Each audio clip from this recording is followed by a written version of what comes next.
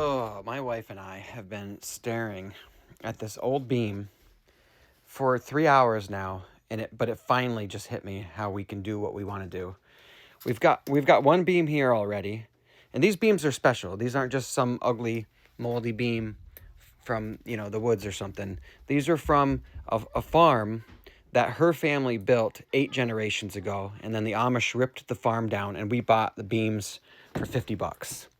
I also sawed the beams and put them on the inside. You can't see, but you're gonna have to trust me. I put them on the inside. Put them on the inside of this pantry thing. As you can tell, we like to use old lumber, not new lumber.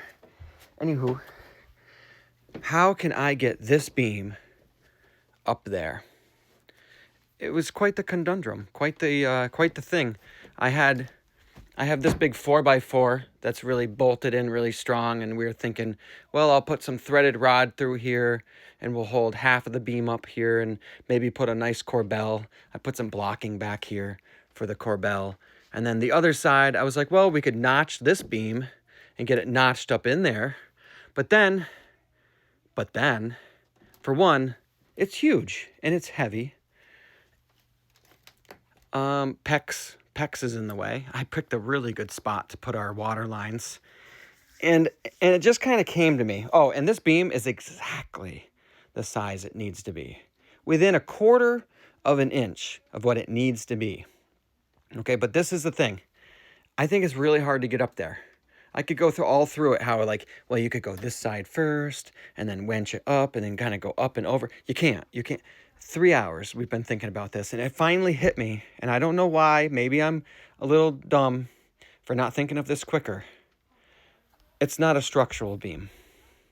It doesn't need to be. And we're going to put up in 2 or maybe 3 pieces.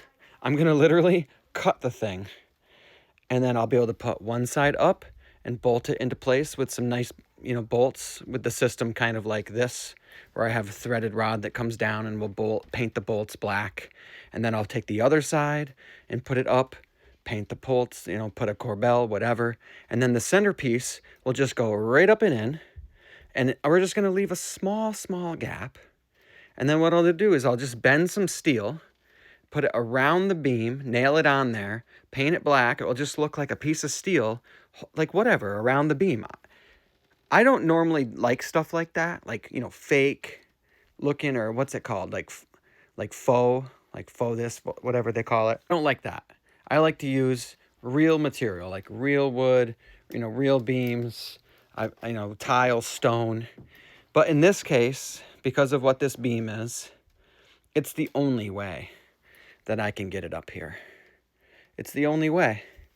And we'll know it's fake, and anybody who sees this video will know it's kind of fake. Well, it's not fake. It's a real beam. I don't know what that is at that point.